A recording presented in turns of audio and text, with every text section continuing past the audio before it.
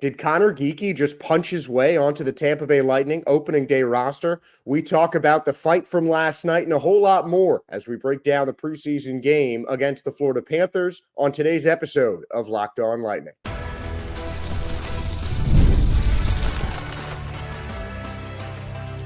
You're Locked On Lightning, your daily podcast on the Tampa Bay Lightning, part of the Locked On Podcast Network, your team every day. Welcome in to Locked On Lightning, and we appreciate you making Locked On Lightning your first listen every day. We're part of the Locked On Podcast Network, your team every day. And if the Tampa Bay Lightning are your team, this is the place for you. I'm Josh Sperber here on Locked On Lightning, and let's talk about some fights. Well, really just the one. It was the second period where maybe the biggest event of the Lightning versus Panthers game last night at Amalie Arena took place. Josh Davies got an open ice hit on Victor Hedman, and assistant captain Nikita Kucherov came right to his aid, getting a roughing penalty on Davies as he kind of pulled him down in a horse collar style NFL tackle.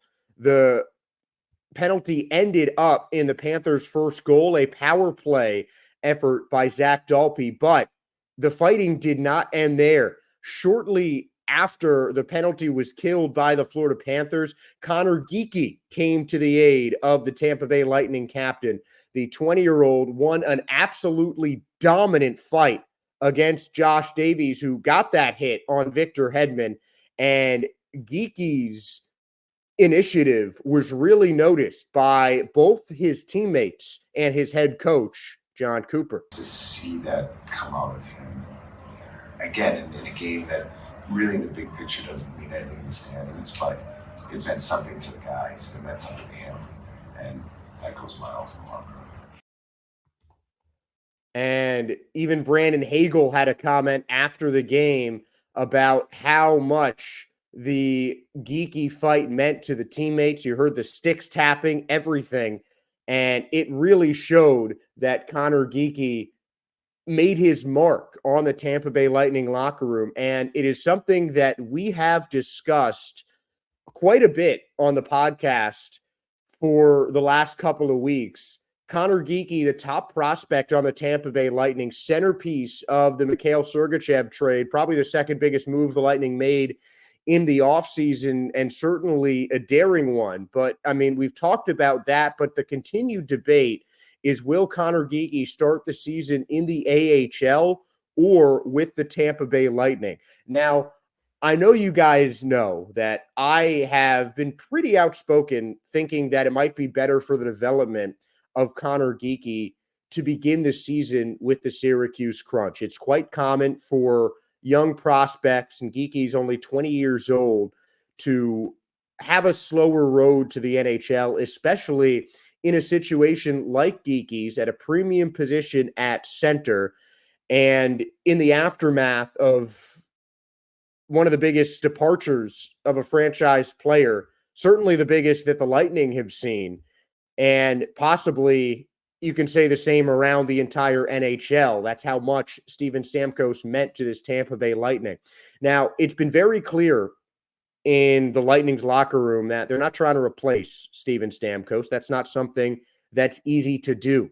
But Conor Geekie is really seeming to fight his way onto this Lightning spot. He's doing everything right in the games. That's something that John Cooper also mentioned in the Lightning press conference after the game, that Conor Geekie has had some experience, but he's still young. And really, that seems to be the only negative thing that John Cooper was saying about Conor Geekie, that he is 20 years old, that he just doesn't have some NHL experience. He has experienced a bit in the AHL in the past, but, you know, obviously getting to the Lightning, getting to the NHL on opening night, October 11th, is a huge deal. So, I mean, it kind of seemed like Cooper was hinting at Conor Geekie making the Tampa Bay Lightning roster. Something like that, like Coop said, like Brennan Hagel said, like a lot of the players who we spoke to after the game, we're talking about that something like what Geekie did to protect Victor Hedman and in some ways maybe shift the momentum of the game. I mean, it was a quick power play goal for the Florida Panthers once Nikita Kucherov was sent to the penalty box. And you really kind of seemed like you saw the game kind of even back up after Geekie just destroyed Davies in that fight. I mean, you guys probably saw it. If not, check it out on YouTube. It wasn't a fight. It wasn't close. Geekie just came in there and beat the helmet and gloves off of Josh Davies. It was one of the more dominant fights I have seen in the NHL. And we have seen Geekie flash his incredible skills with the puck. Face-offs, he was great. He was one of the top face-off performers for the Tampa Bay Lightning last night, who won the face-off battle for the second game in a row, which I think is a big deal because the first couple of games, the face-off percentage was well in the opponent's favor, but it was almost a 60-40 split in favor of the Lightning in terms of face-offs, and Conor Geekie won about 80% of his face-offs against the Florida Panthers. He scored goals, including that game winner. 2 seconds left in that 8-7 win against Florida. Conor Geekie scored a game-winning goal. He has shown over these last couple games that he is ready for the big stage. And I know preseason isn't the big stage. John Cooper said himself that the result of last night's game was less important than what he called the feel. In that case, he was talking about the power plays and Vasilevsky's performance in goal, but it certainly applies. These preseason games are a lot more to showcase development, to see where some of the new players, particularly with the Lightning, fit. And it's been clear to me that Conor Geekie fits well with his Tampa Bay Lightning team, not just with his skill on the ice, but his mentality. That's honestly a veteran fight from Conor Geekie. The Lightning needed a boost, and Josh Davies needed to be taught a lesson not to hit the Tampa Bay Lightning captain. Victor Hedman is a no-fly zone. You come near him, and you gonna learn. And Conor Geekie taught Josh Davies a lesson. He was very quiet after that just dominant Conor Geekie punch fest. So that kind of thing does go a long way in the locker room. It is something that Brandon Hagel talked about.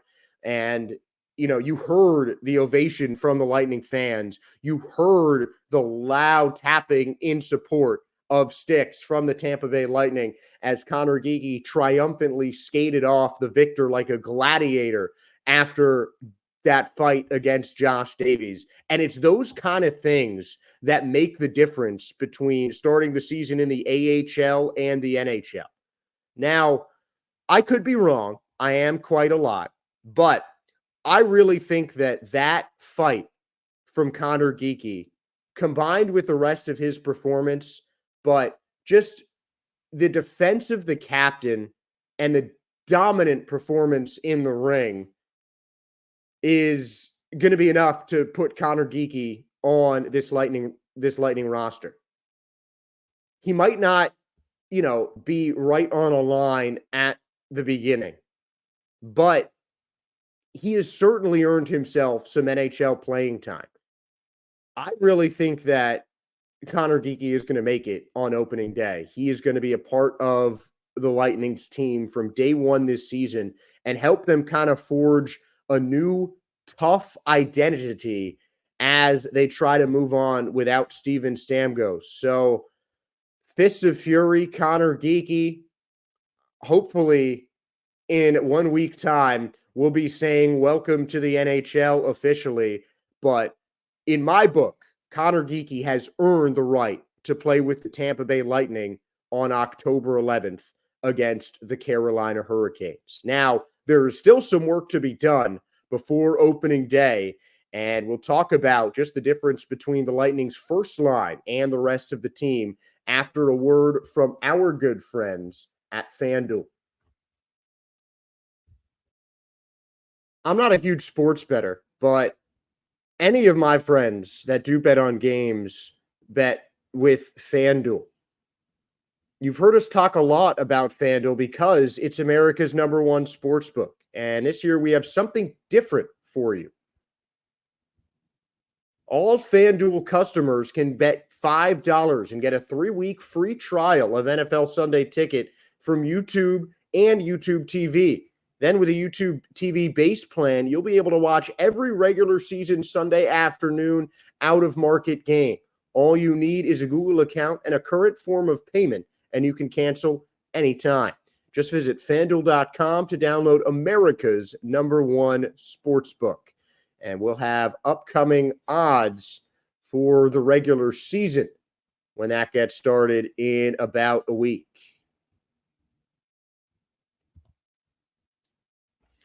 Josh Sperber back here on Locked On Lightning, and the team is getting ready for opening day. 8 days until Tampa takes on the Carolina Hurricanes, and there is definitely still some work to be done.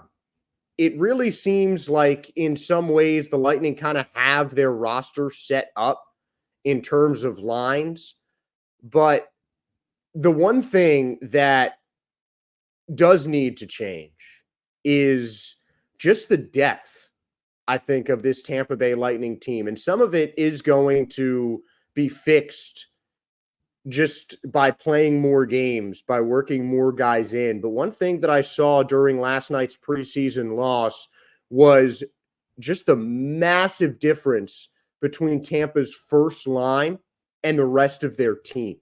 Now, it's to be expected that line number 1 is going to be the top line, but you still want a little bit more the same amount of competitiveness between the first line as the fourth line. And there was a huge difference on the ice, especially on the offensive side of things, when Tampa's first line of Jake Gensel, Braden Point, and Nikita Kucherov were on the ice rather than any of the other three lines. And we certainly saw some flashes. I talked about Conor Geekie.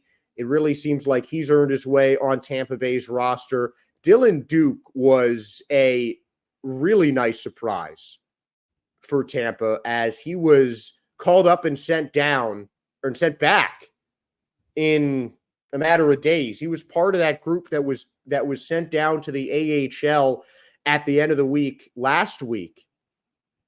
And, 2 days later, he's right back on Tampa's roster. Now, does that mean Dylan Duke is, even more likely to get on Tampa's roster on opening day? Maybe. But it could just be the fact that the Lightning are a little bit shorthanded right now. Michael Eyssimont and Luke Glendening are both expected to be part of one of Tampa Bay's 4 lines. And the most, the best prognosis for those guys is Luke Glendening might be available on opening day. That's still unclear, and that's a big veteran piece of the Tampa Bay Lightning that I think could help, kind of steady out some of those offensive lines for Tampa Bay. Michael Eyssimont, still kind of young, but, a guy who is a locker room presence and is shown to be an important part of this team and someone that, the guys are pretty close with. Cam Atkinson actually during the game yesterday, they aired a video talking about how, he kind of bonded over Michael Eyssimont because they got into a fight while he was still with the Flyers. And, they got shook aside and now they're teammates and best buds, as Atkinson did say. That is a quote from Cam Atkinson, which I think makes it just that much more interesting. So, this is a guy who is well-liked in this Lightning locker room, and his presence may be missed. And it seemed like that Lightning offense really was only able to get that much done when the big three of Point, Kucherov, and Gensel were on the ice. I really did like what I saw from Jake Gensel. He didn't get it in the net, but he had a couple of really good shots. There were a couple of points in the game where he just kind of came out of nowhere from that left side and freed himself up, got himself a nice open shot on goal. But I mean, Spencer Knight, you really have to hand it to him for Florida.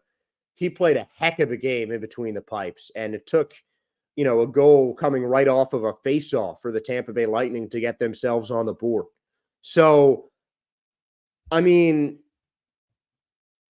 that first line did great, and that was definitely clear. But the rest of it, they just didn't look as ready. And again, a lot of this has to do with the youth of the Tampa Bay Lightning team, but that's something that's concerning when you look at the start of the season, having lines that seem just so uneven in skill. These guys are all talented players. I'm not trying to criticize some of these younger Lightning guys. And again, the experience is going to help this team. I really think the Lightning this season are just going to get better and better as the year goes on because the talent is there.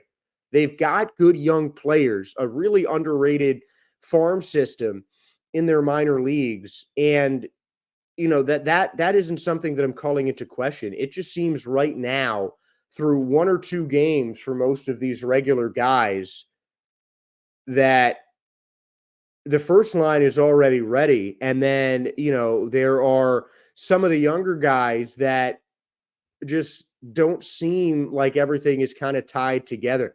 Brandon Hagel played his first game, and, there's some rust to be shaken off there. I liked what I saw from Zemgus Girgensons. He's a nice, aggressive player who can make kind of an impact as somewhat of a two-way forward, I think.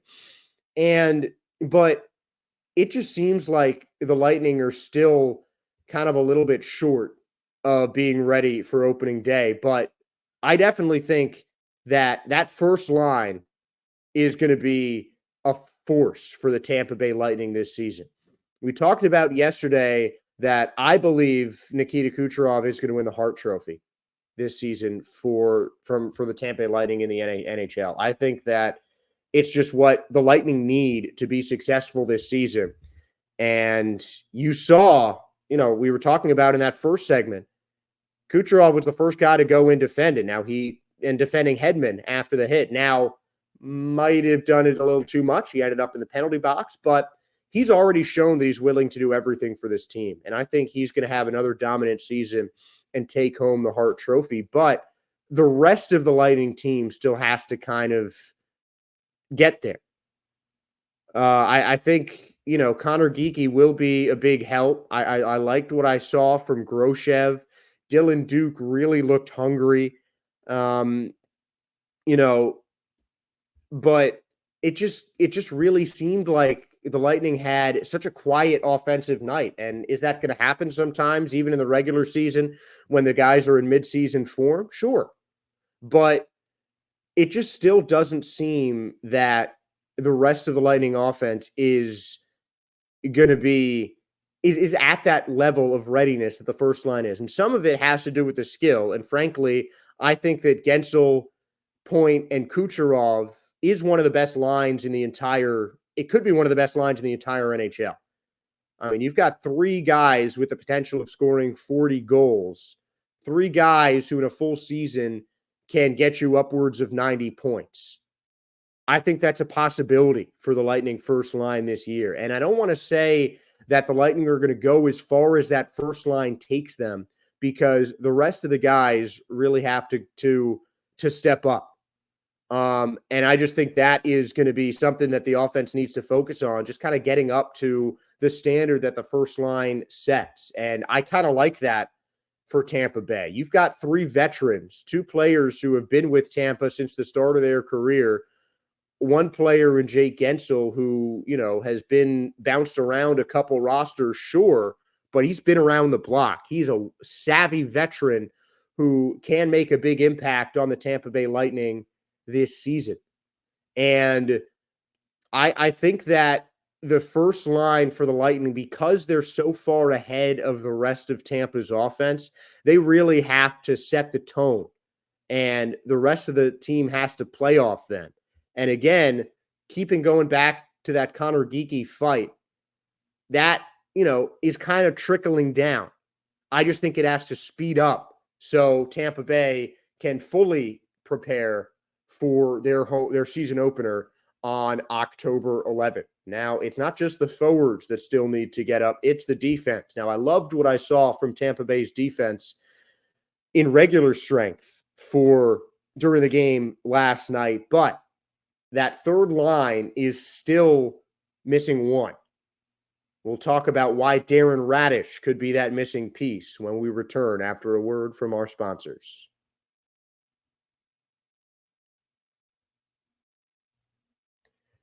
So a couple weeks ago, I was able to get an introductory session at the Joint Chiropractic. They have 23 locations in the Tampa Bay area, whole lot of them close to Amalie Arena. And I might look young, but my back is a lot older than I look. So I really needed someone to help just fix my back problems and, just kind of get, my spine a little healthier, stretch it out a bit. And the Joint was really helpful in diagnosing the problem, stretching it out, doing stretches on me that I can't even fathom doing to myself. And since then, I've been feeling a whole lot better. This was a couple weeks ago before the hurricane. So I definitely recommend, if you've got back problems, any kind of joint problems, the Joint Chiropractic is the place to go. Buccaneers might be running the promotion, but go to thejoint.com to find your nearest Tampa area location. Again, almost 20 to choose from. And you can get your first visit for just $19 when you go to buccaneers.com/fans, contests, and promotions. So the Joint Chiropractic, definitely highly recommended by, me and the rest of our friends here on the Locked On Podcast Network. Now, obviously, things are starting to come together towards the end of preseason. Tampa Bay has had a pretty even preseason, some ups, some downs for sure. 2 wins against the Panthers, certainly a positive, only been shut out once against the Predators, but they're still kind of putting things together.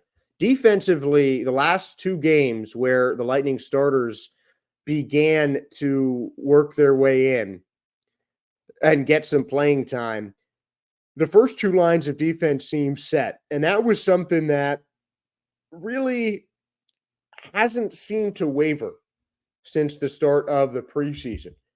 J.J. Moser and Victor Hedman look just so great together on that first line of defense. And with Moser even playing his offside, you wouldn't know. He's usually a left side defender, as a left-handed stick handler, but Victor Hedman's going to stay on the left side. So Moser had to switch to right, and he has really made that switch with flying colors. So that's line 1, Hedman and Moser.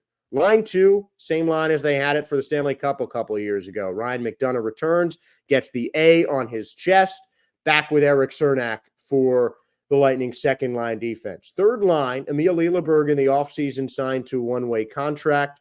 He has been on that third line defense in both games, and he has been getting plenty of run as well, even before the Lightning players got started. And I think it's really helped him out. He had a couple of really nice moments on defense, and to me, Lilleberg has gotten better and better every single game. I think he can be an unsung hero for the Tampa Bay Lightning this season. Really just brings a lot of energy, has active hands, able to make some nice clean poke checks and some big hits for the Tampa Bay Lightning. But in the last 2 games, the line mate for Lilleberg has changed. It was Nick Perbix at the end of September in the 3-1 win over Florida. And even though the change moving Darren Raddysh to third line defense did not directly result in a loss, but the Lightning lost with that change on third line defense. I still think that the Lightning have it. I think that Lilleberg and Raddysh should be the 5 and 6, the two third line defenders for the Tampa Bay Lightning this season, because they complement each other so well. Lilleberg certainly can score the puck. We saw that in the last game, a little knuckle puck shot that beat Bobrovsky in the game on September 30th back on Monday for Tampa Bay. But I think Darren Raddysh really provides kind of that extra punch. I think one of the reasons the Tampa Bay Lightning's first line worked so well, especially last night, is because Victor Hedman was just having his way with the Florida Panthers yesterday. And he is obviously, he can play defense as well. He's a guy who could certainly lock it up on the defensive side of things, as well as he can score the puck. But I think that having that kind of power on the third line could help. And Raddysh was playing on the power play, which, despite not having a goal scored, was moving incredibly well. The first power play, I think, was a wash for Tampa. Pretty much any shot they had was blocked by Florida. But the next two power plays Tampa had, despite not scoring the puck, they zipped it around really well. They had their formation really tight. They were close to get rebounds just about every time there was a shot on net. And I think Darren Raddysh was a big part of that. I really like his aggression on defense. He is a little bit offensive minded, definitely likes to bring the puck up the ice. And Lilleberg is a bit more defensive minded. Whenever the Lightning got set up in their offense, Lilleberg was the guy all the way back, kind of waiting for that long distance slapper, but also just ready to push right back on defense if the Panthers got a takeaway. And Darren Raddysh was, really frustrating the Panthers. So I think that him and Lilleberg really match up well, and especially because Raddysh was the only non-first liner on the Lightning power play as well. That could be something that the Lightning keep going forward. I think Jake Gensel is someone they're really going to try and let loose on the power play, but Raddysh could be a key component of that. It was Hedman and Raddysh on that power play, and I think that giving them a bit more experience on the power play together could also help Raddysh just in even strength. It gives him kind of that offensive mentality and gives him some room to move and just be more aggressive on the offensive side of the puck. And he ended up with more minutes than J.J. Moser. Raddysh played more than any defender. Well, he played more than like half the Lightning defense. I mean, Ryan McDonough got a bunch of shifts, but Raddysh was on the ice quite a lot. He just didn't seem to want to come off.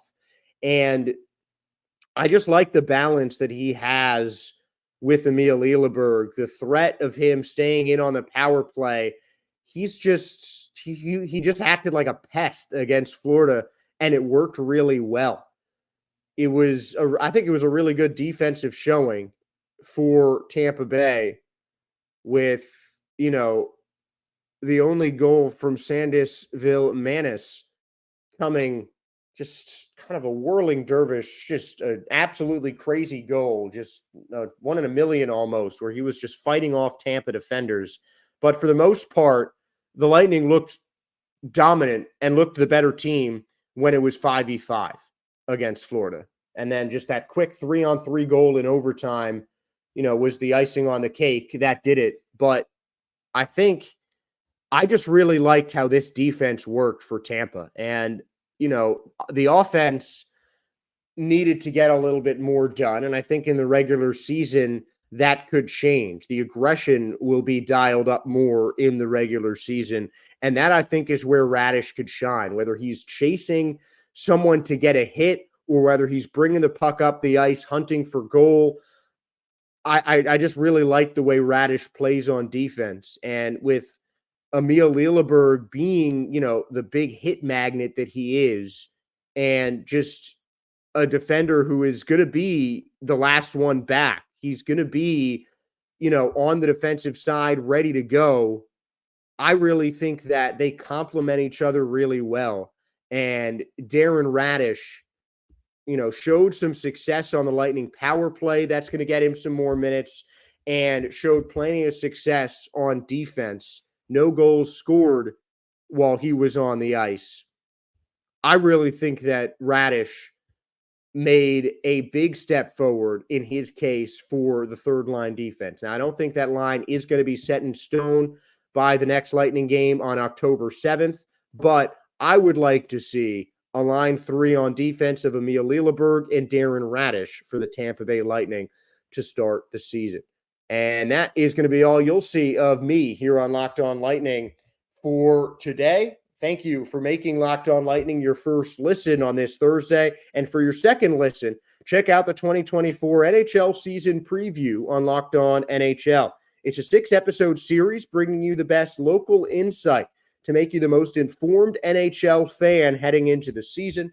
Find Locked On NHL on YouTube or wherever you listen to podcasts. The Atlantic Division preview is on our YouTube channel. Please give that a subscription. Hit the like, follow, subscribe button wherever you are listening or watching this podcast today. Thank you all for tuning in and enjoy your Thursday. Go Bolts.